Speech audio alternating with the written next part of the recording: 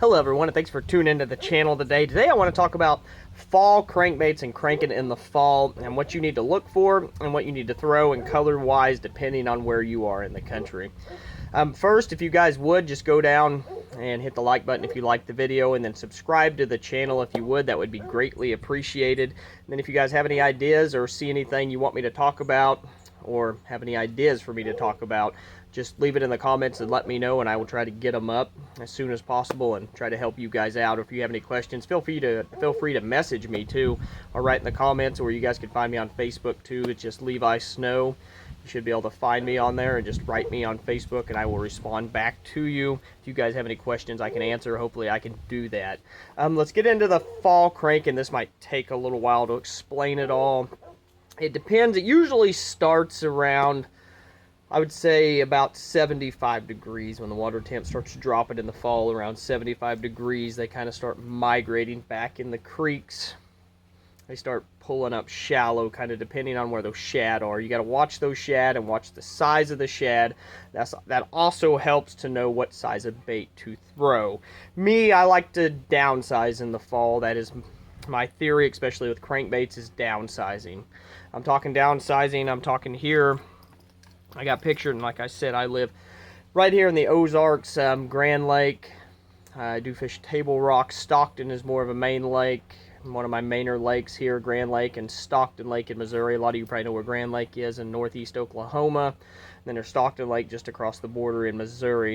And then I fish Truman Lake a lot too, which is muddy. So a lot of the colors to throw around here is sexy shad, or I like the chartreuse sexy shad, just kind of depending on what to throw exactly in the conditions. Now, I usually start off with a 1.0. This right here is just a little 1.0. It's a Strike King 1.0. And this right here is a Strike King 1.5. You can kind of see the size difference in those there. It's just a little bit bigger than it is, but it's more finesse. And you get a lot more bites with it, but you got to watch out. That's where if you go out, I start with the 1.0 first. If I go out and if I'm catching lots of fish, I will try to move up to the 1.5 to see if I get a bigger bite with a 1.5. I usually like to stay shallow in the fall.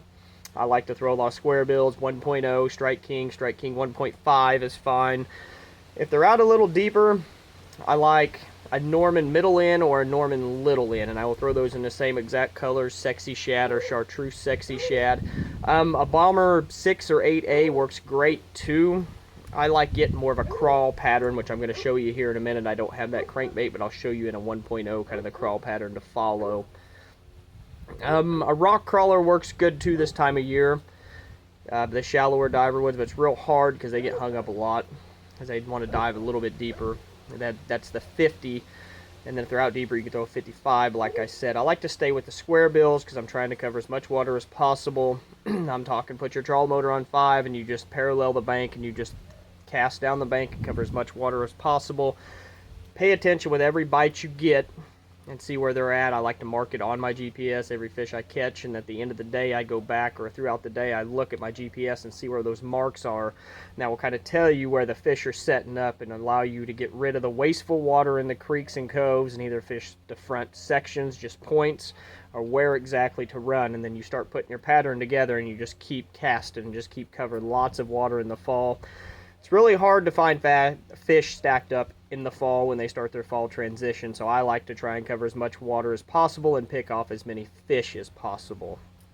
And this one here, like I said, is probably my favorite to throw. It's a Strike King 1.0 in either sexy shad or chartreuse sexy shad. The one pictured here is the chartreuse sexy shad.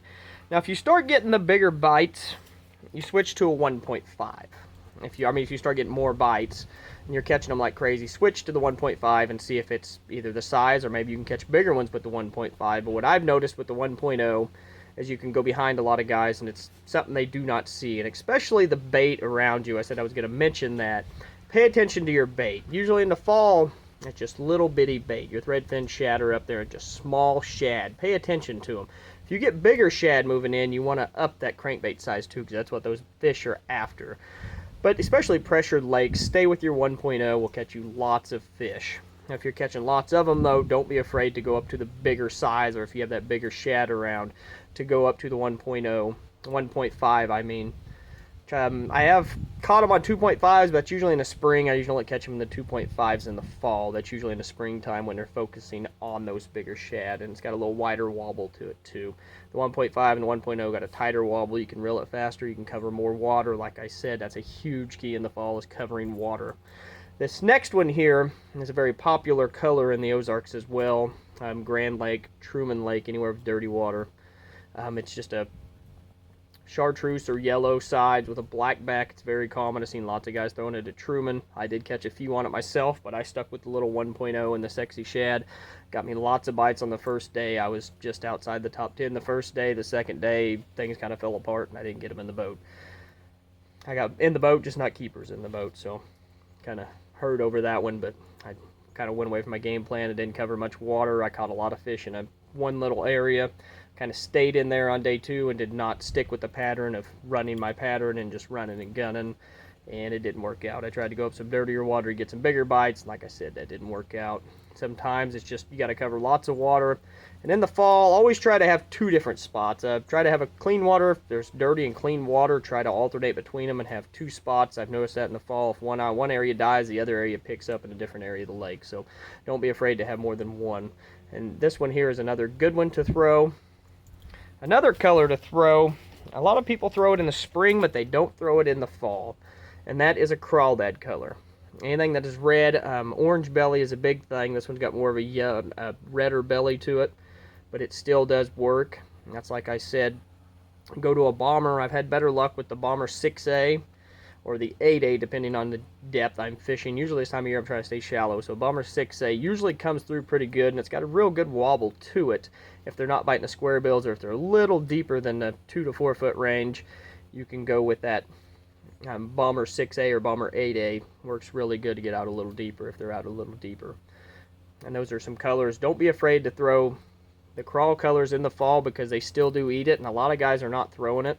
I know they're eating on those shad, but it gives those fish a little something different to look at. I mean, the fish are there, they're chasing the shad, and if they see a crawdad color, they are not afraid to catch it. So that is actually what we caught our biggest fish on at Truman Lake, was actually on the bomber 6A. So don't be afraid to throw it. And this one here pictured is a 1.0, and I did catch a couple on it. They weren't quite eating the crawls. Usually I've noticed the crawl bite starts picking up a little better when it starts dipping down closer to the 50s, usually around 63 degrees, and then from there on, the crawl bite really picks up, even though there's shad present. Just don't be afraid to alternate with that in there, and you gotta just, like I said, I will put one crankbait in my hand, but I throw different colors all day long. It'll be a 1.0. Once I find out they're wanting 1.0, I'll alternate between that 1.0 or whatever I found, and I'll throw 10, 15 casts, just keep alternating between 3 or 4 crankbaits, because you never know what the next bass is going to want. Hopefully that will help you guys in the fall. If you guys have any questions, feel free to message me. I can help you guys out. If you guys got any maps or anything, having trouble on a lake, feel free to shoot me a message, send me what lake you live on. I'll try to help you out, send some areas to go to, try and get you guys on some fish. All right, thank you.